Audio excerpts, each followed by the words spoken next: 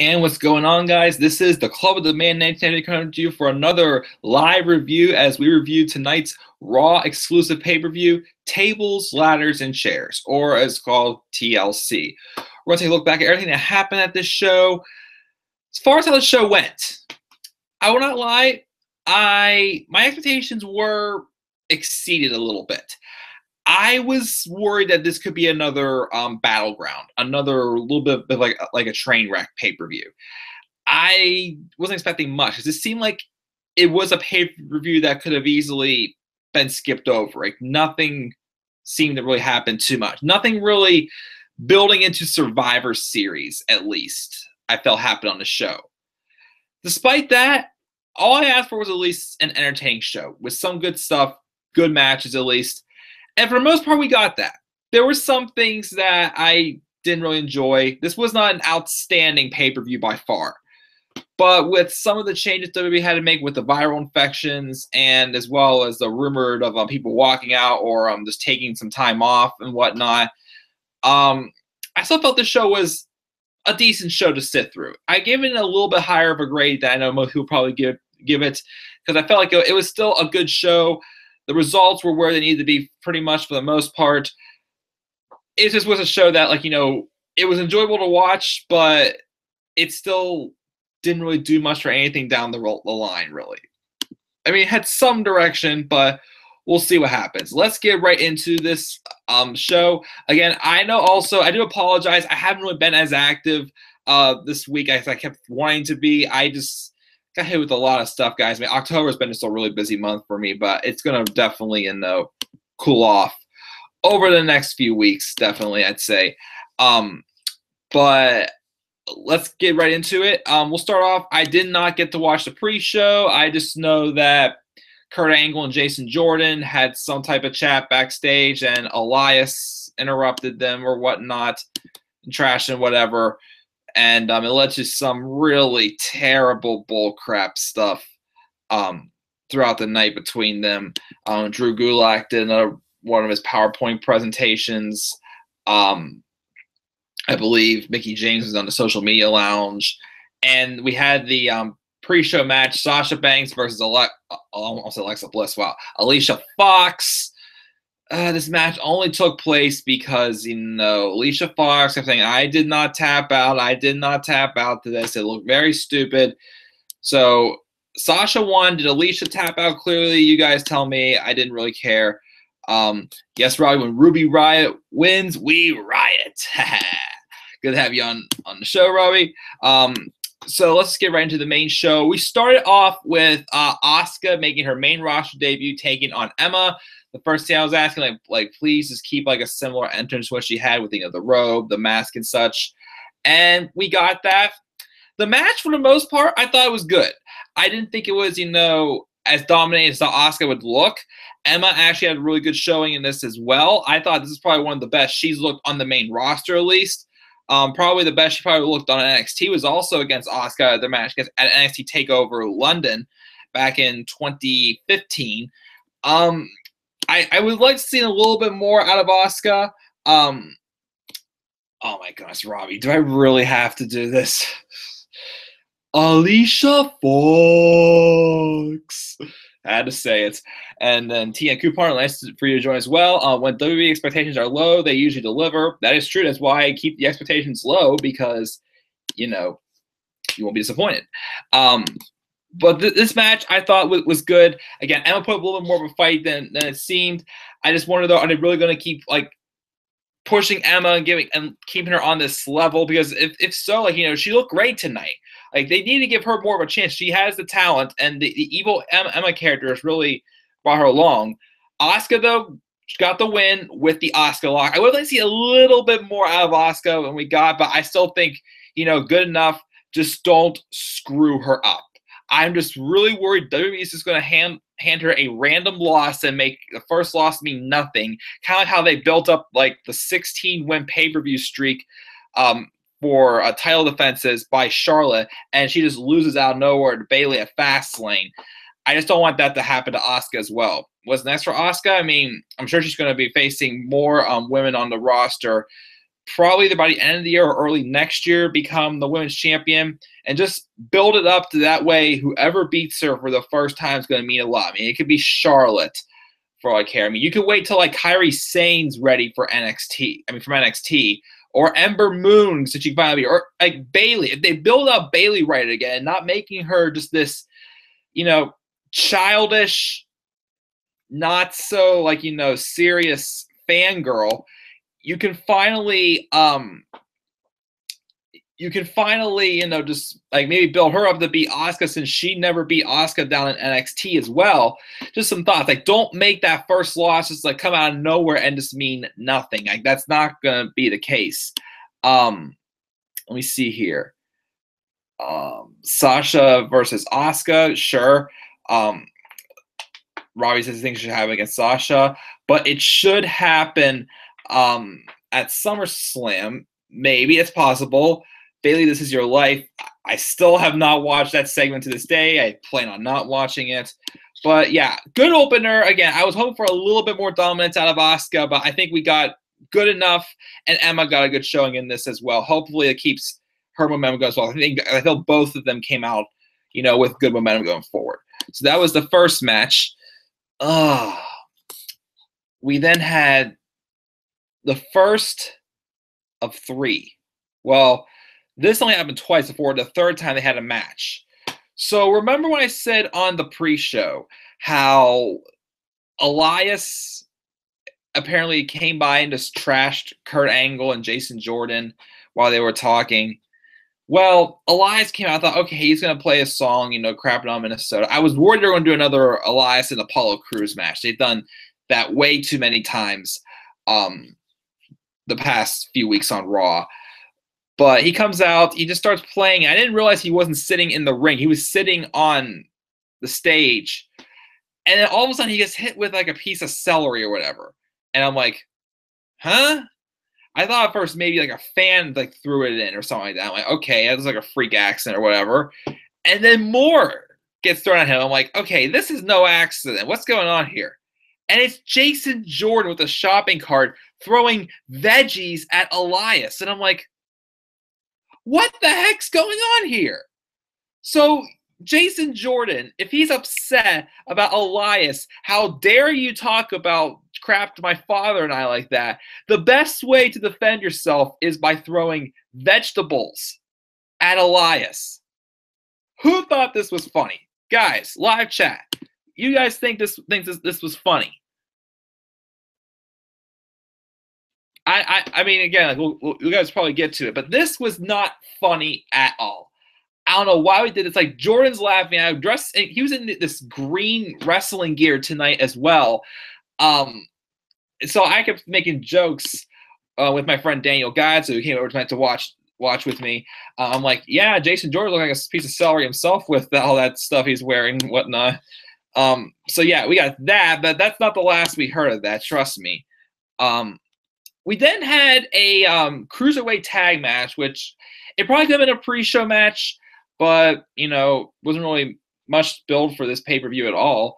We had Cedric Alexander and Rich Swann taking on Gentleman Jack Gallagher, which I think they should stop calling him Gentleman if he's going to be a heel, and the Brian Kendrick. I still, despite the fact this is a cruiserweight match, I still enjoyed this match more than the title match. But I thought this was a fun match, especially Cedric Alexander. Oh my goodness, he went all out in this match, and Swann did good as well. I was a little surprised though. I think he hit his spinning heel kick or whatever it's called, is similar to the Black Mask by Aleister Black. He hit it on Gallagher, but Gallagher made it seem like it was nothing. Like, that's Swann's finisher. It's like, why are you acting like that's nothing? I kind of was a little surprised by that. Just a little nitpick there, but Alexander was all over the place. Swann flied around too, but I really liked Cedric Alexander, and it made me even think also, if they dare limit Cedric Alexander just to the cruiserweight division, WWE, you got issues. This is a guy that people were chanting at the Cruiserweight Classic to sign, for crying out loud. They want more than him just being in the cruiserweight division at this point, because they take them from being these great high-flying cruiserweights to these really watered out, pretty much the low-card division. The Cruiserweight Championship is the low-card championship. pretty much these days. And if you're a jobber, just go to the cruiserweight division. You'll get a title there, but you're never coming back out, unfortunately. Horrible booking for Jason Jordan and Elias Sampson, especially for losing. Miz should defend his IC title against everyone on his team. Sure. Save us, Cedric. Cedric's a future US or IC champion. And Cedric deserves better than the cruiserweight division. Anybody at this point deserves better than the cruiserweight division. The cruiserweight division is just complete crap. You know, it wouldn't be so bad if you wouldn't limit them to just the cruiserweight division. Let them, fight more. Actually, I want to say this. I'll put this prediction out. At the Royal Rumble, I want Cedric Alexander to participate in the Royal Rumble this year. Last year, I think they had Jack Gallagher as like the representative from the cruiserweight division in the Rumble, which was cool with me. But this year, Cedric Alexander, no doubt about it, he needs to be in the Royal Rumble. Show he can hang with the guys who are over 205 pounds, for crying out loud. But anyways, yes, that was that match I thought was fun, especially Cedric Alexander and his stuff. We didn't have the Raw Women's Championship match. It was Alexa Bliss taking on Mickie James. And then before this match, I guess on the social media account, a social media thing on the pre-show, I guess Mickie James made some comment about Alexa Bliss's butt, calling her the biscuit butt or whatever. And Alexa was like, so Mickie made fun of my butt. Well, I'd say my butt's good as well. I just thought it was kind of comical before she went out. But, this whole thing, Alexa saying how Mickie is too old for this and such. I mean, I know some people would say, oh, this is too typical, but, it's, I feel it is just a simple storyline to play along with. I know some people were worried it would go on the lines of her being called, Piggy James and back in 2010 with Lay Cole. But I still think I really did enjoy this build. I was just really glad to finally see Mickie get an opportunity. Despite not winning it, I still felt she probably had one of her better matches tonight. Well, I'd say her better matches were definitely against Becky Lynch earlier in the year. But I was happy with the performance she had tonight against Alexa. They both had a good match. Still wish it would have been a ladder match. But we didn't get that. Alexa did win though after causing a little bit of throwing Mickie off guard with an injury, and then she hit her with the DDT, which I'm glad that I keep saying that some people like Alexa and Bobby Roode and Alexa Bliss have been using the DDT as finishers since all people said the DDT was watered down for all those years. So I thought that was good as well. I mean, this match did start off a little bit slow. Momentum got put in. You did feel like the tension built between these two. Mickie was showing Alexa, hey, I may be one of the older women around here, but, I still got it. Alexa at times having Mickie in the palm of her hands as well. But I think these two put on a really good match. I wouldn't have minded seeing Mickie win the championship, but I'm completely fine with Alexa keeping it as well. So we'll see what happens going forward. I mean, I don't know if it's going to be just, Team Raw and Team SmackDown again with the women, or if they're going to do something else with the women's titles. We'll see what happens down the line. But good match. I was pleased with how this came out. Biscuit butt on Raw. Gallagher's Mary Poppins. Yes, Cedric should be in the Royal Rumble. Awesome. And then we had round 2. Elias came back out for take 2, and once again, Jason Jordan interrupted, throwing more veggies again. Whatever. Moving on to this match. The Cruiserweight Championship match. Kalisto taking on Enzo Amore. Kalisto going to do some lucha things against Enzo Amore. I know a lot of people thought this match was terrible, and, I agree. This was not really a great match. Nothing to remember. In my opinion, though, it's Cedric, and I said, wow. Why am I comparing Cedric Alexander to that? Robbie in the live chat before I get to this match said, hey guys, this Survivor Series, if they do Raw versus SmackDown, draft picks should be at stake. Thank you, please. That's what should have happened last year, because that's why I keep saying also, if they're going to do Raw versus SmackDown matches again, there's got to be more to besides, just one getting superiority over the other. I mean, last year we had story development in the matches, but in the long run, it just didn't benefit either team. It's just going to be just shows, oh, this team won this team won that. I'm a lot more for, actually having some stakes at it. So hopefully we'll get that. Hopefully they won't put all the stakes on just the Jinder Mahal and Brock Lesnar match. We're not going to talk about that, though. We're going to talk about get back to this crappy match, Kalisto and Enzo Amore. Again, I really think I didn't expect anything from this match because it's a typical match with Enzo Amore. He's not a cruiserweight. He's not going to be the high-flying style. He's not going to put on great matches, but he's going to put on the solid heel tactics that he's been putting on as a heel. He won with that, whatever that movie calls, where you put the foot into the face and just, drive it in there. That's his finisher. I cracked up, though, because during this match, I think it was whichever one of the announcers said the thing about hopping onto the Zoe train. I'm like, brought to you by Vince McMahon, because that is obviously all Vince McMahon. Just a couple random crap that they said tonight. They made a big botch in the match with AJ Styles and Finn Balor saying, yeah, Finn Balor won the Universal title a couple years ago. I'm like, he won it last year, for crying out loud. Oh, man. The commentary. But, yeah, again, I didn't expect anything much from this match. Enzo wins with the title, which, I mean, the Cruiserweight division is not going anywhere anyway. So if you're going to keep building Enzo as a dominating heel until Big Cass gets back, just put – I'm sure he's going to keep the Cruiserweight title on him for a while or here and there. Hey, look at this. Now, Enzo has as many Cruiserweight title wins as Enzo Amore does. I mean, wow, I am so botching now, big time now. Enzo Amore has as many Cruiserweight title wins as Neville does. Way to go, WWE. Way to go. I still just do not understand. I mean, it works. But I just still do not understand, if WWE does not like Enzo that much, then why are they still giving him this belt? It's just showing how much they think of the Cruiserweight division, how much crap they think of it, honestly. It doesn't make any sense. It works, does not make sense, though. And then we had this match. Ooh, this match was solid. This match was really fun. Didn't get as much as we wanted out of it, probably, but I think it set the table for better things to come. We will definitely see these two cross paths again. It was Finn Balor and AJ Styles, the Demon Finn Balor.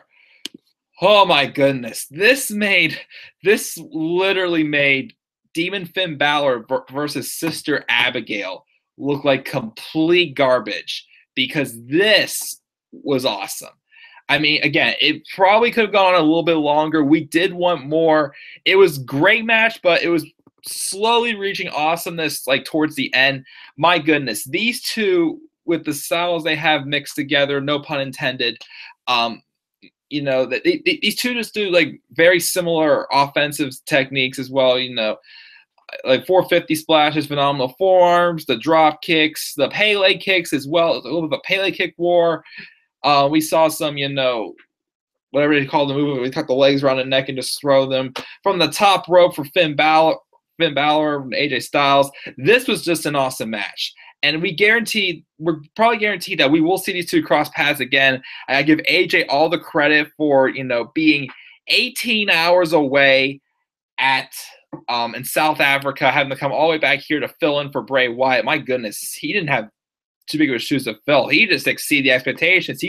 AJ Styles saved this match. AJ Styles could have very well saved Finn Balor, because to me, this is a match to remind us, hey, Finn Balor is a main eventer, because since he's come back, he was in the main event of the Raw. He came back the night of WrestleMania with that tag team match with him and Seth Rollins taking on Kevin Owens and Samoa Joe. But after that, they put up against Jinder Mahal in a match. Remember, he had a match against Kurt Hawkins. He was in that triple threat number one contender match for the IC title, which that was good. The match that The Miz won, that put him back into the IC championship run.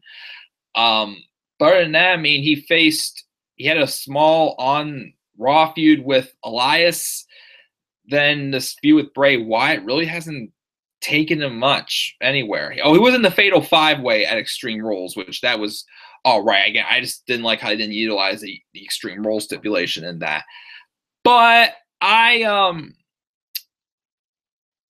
still gotta say, this could this win was big here for Finn Balor, giving a victory over AJ Styles, just to remind us, hey, Finn Balor can be in the main event. And I am pretty sure within the next year or two, these two will cross paths again.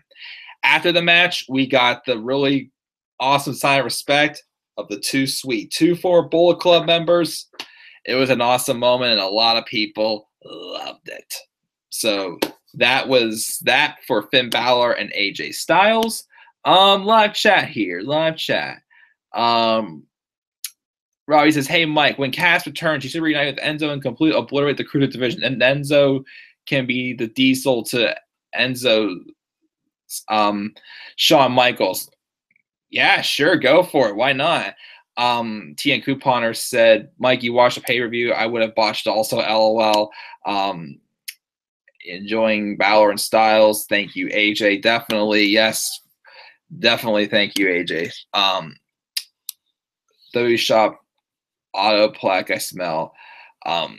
AJ and Finn headline WrestleMania 35 or 36. Take my money now. Let's do it. That's your main event for WrestleMania 36. That'd be awesome. But of course, no, I'm sorry. Roman Reigns has to be in the match. Sorry, Robbie. We can't do it without Roman Reigns. So then the third time's the charm. No vegetables. Elias and Jason Jordan had a match. They couldn't just have like a beat down leading up to this. It would have been a match. The match was all right. It wasn't like dreadful, but I didn't really care too much. I was getting sick of the whole vegetable thing. Jason Jordan wins by pinfall. Well, actually, no.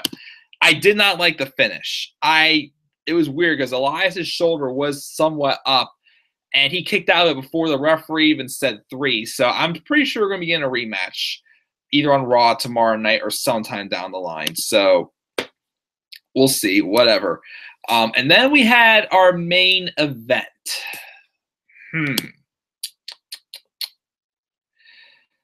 All right. So, again, since I really haven't been able to come up here and talk about my thoughts on these big drastic changes, the whole viral infection situation,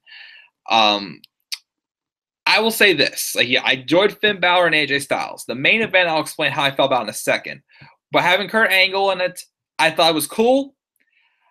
I just wish there would have been some type of build. I mean, I know this was a last-minute thing that had to be changed, but these moments needed some type of build instead of them just being thrown in there. Because, I mean, although I enjoyed Kurt Angle in this match, I felt it may have hurt the structure of this match a little bit, especially. I mean, again, Kurt Angle was awesome. I give him credit for getting back in the ring on such a short notice. And I thought he looked good tonight. I felt, though, that, everything was just all over the place in this match. It was still an enjoyable match. I liked it. I had fun watching it. But I felt that, the story was the momentum was going, okay, this is about the Shield. And then this was about Braun Strowman. And this is about Kurt Angle. And then I felt that, it was obvious that, Seth Rollins and Dean Ambrose were going to get beat down if it was 5-on-2 until Kurt Angle came back. I don't know. It just that middle portion, a lot of the time in between where Kurt Angle left the match until he came back, some felt like it was starting to get a little too long, I thought. It was just a weird match. The main event, the 5-on-3 handicap match, it was the modified Shield, as I'll call it, with Dean Ambrose, Seth Rollins, and Kurt Angle wrestling his first match in WWE in 11 years, taking on the team of The Miz, The Bar, Sheamus and Cesaro, Kane, who had the surprise turn last week, and Braun Strowman. So the match starts off good. We had this really awesome entrance by Kurt Angle with the Shield, as earlier in the night, they came there, they said, we were not discussing strategy, we're offering you this, the Shield vest that probably Roman Reigns would have wore. And I'm like, oh gosh, Kurt Angle's going to go all out and dress up as the Shield. What a badass. This is going to be awesome. So I thought, okay, since Roman's not in this match, are they just going to do, Ambrose and Rollins regular music and then Kurt Angle's? But I'm like this night has to be about the Shield pretty much. They're still trying to make this about the Shield, even though it's not going to quite work since Roman's not here because he's out sick. So the Shield music hits, which it's just their regular intro with Roman's version of the music, not back to how it was before they split up. I was a little disappointed with that.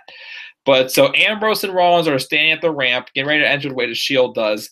And all of a sudden, Kurt Angle just walks around the corner. Dan and I popped. We were just like, yeah, like, let's go, let's do this. I loved it. Like, Kurt looked excited, like he was getting ready to have fun with this. And as well he did. They come down to the ring. They instantly grab chairs to surround the ring and just go melee attacking them. You know, at the beginning, it looked like Kurt was just, just laying around and just being like a little bit of an equalizer, helping out Ambrose and Rollins. But then he actually did get more into the match as it went on. Ambrose and Rollins did take out Kane and Braun Strowman through the announce tables. I thought that was cool. Like a little bit like a turning point in the match, though, was where I think it was Kane went for a chair attack on either Ambrose or Rollins, but he accidentally hit Braun Strowman in the back. And he had to stare down, like, Braun pushed Kane, but then they simply let it go for a while. Kurt Angle, again, did get some offense in there. I solely felt that in order to make something happen, I felt that Kurt Angle should have been solely, especially going after The Miz. Because, The Miz was the one who brought this whole situation on, and he's been, attacking his son. He's been attacking him pretty much, verbally attacking him, just telling him off. And this is the opportunity where it's like, you just want to punch this guy in the face. Is what Daniel Bryan would have easily probably done at WrestleMania if he was cleared to return to the ring. But he got some offense with the chair shots at the beginning, but he was written out of the match briefly, for like 10, 15 minutes after Braun Strowman put him through a table, which I thought that was cool. Kurt left. I mean, I'm sure he's 48 years old. I'm sure he's still limited in the ring, or he probably wasn't as prepared, being on short notice. So he went out, and for most of the time, it was just a lot of Ambrose and Rollins just getting beat down. Miz did say before the match even started that they were going to dump them into the garbage, which they brought out a garbage truck. They tried throwing Ambrose and Rollins in there, but they escaped, taking out all four of them. There was a point also where Kane and Braun start up again. And this is where, the story went to a different direction. Now I think it was about Braun Strowman, because Kane and Strowman just got into a brawl. Kane choke slammed Strowman through a metal table, I think it was, before. And here's the thing. Back in 2010, John Cena kind of did this on Wade Barrett, except Barrett was underneath a table and just, pulled that stack of chairs down. They all came tumbling down on top of the table, pretty much just signaling, I just buried Wade Barrett. But there was no table on top of Braun Strowman. Kane pulled on a string, and all the chairs came down, tumbling onto Braun Strowman. So I believe it was after Ambrose and Rollins escaped from being squashed inside the garbage truck. They took out the four of them. Strowman somehow broke free from those chairs, got back up, went after Kane, but then Miz, who for most of this match was playing security guard or whatever, trying to patrol the team and tell them what to do. He was trying to plead with Strowman, but Strowman just started attacking his partners, who they eventually throw into the garbage truck, and it looks like they scooped up and just squashed Strowman inside the truck and drove off. So Strowman has not had good luck with garbage. He lost to Kalisto in a weird dumpster match that he got pushed in and the lid wasn't even on. That's how he lost the match. And then now he gets eaten up by a garbage truck. So he drove off, and I thought that Strowman would come back, help even up the odds to get revenge on his team, but it didn't happen. But it looks like, not official yet, but it looks like we're going into a Braun Strowman babyface run, which I think is necessary. The crowd loves him. He is so over. But I think he was starting to run out of options as a heel. So why not turn him babyface? And I think we were finally getting there. But Braun did not return. The match continued, continual beatdowns. And then, it looked like it was about to be the end for Rollins and Ambrose until Kurt Angle made his return to the ring. He came out to his music. He took out Sheamus with an angle slam. He hit Cesaro also with one to the table. trying to remember how they got Kane out of the ring, but I do remember once they got them out of the ring, it was solely the Miz, which I felt if anybody deserved like the eat the pin, I did not want it to be Strowman or Cesaro. Kane would be okay with, Sheamus as well. The Miz, though, it made sense because he was the one who brought all of this on. He was the one who first, verbally attacked the Shield, starting when he called out Roman Reigns after his victory against John Cena. And then he has also given Kurt Angle a hard time as well. And there was a point actually also when Angle first came back, or like earlier, wherever Angle was like had his back to Miz and Miz hit the skull crushing finale on him. I thought that was it, and Angle kicked out. So then though, the Miz got trapped in the ring, surrounded by Rollins, Ambrose, and Angle, and they each had their finishers on Miz, and then I went to Rollins knee strike to the jaw, to Ambrose saying dirty deeds, and to the Miz hitting Angle hitting another Angle slam on the Miz. And then the moment I was hoping would happen, they did a triple power bomb with Kurt Angle trying to do the best imitation of Roman Reigns going, ooh, with him as words like a, oh, or whatever it was. A triple power bomb, Kurt Angle pins him for the win. Again, the match had its moments I enjoyed, but it was just all over the place. It was just hard to keep up what the story was being told here. I mean, with Angle in it, it was cool, but the whole point behind this was to make the Shield look like really strong. And it was hard to do so with Roman Reigns not in the match because the whole Shield wasn't there. I'm sure they're going to do something with the Shield before they split them up again, probably around Royal Rumble.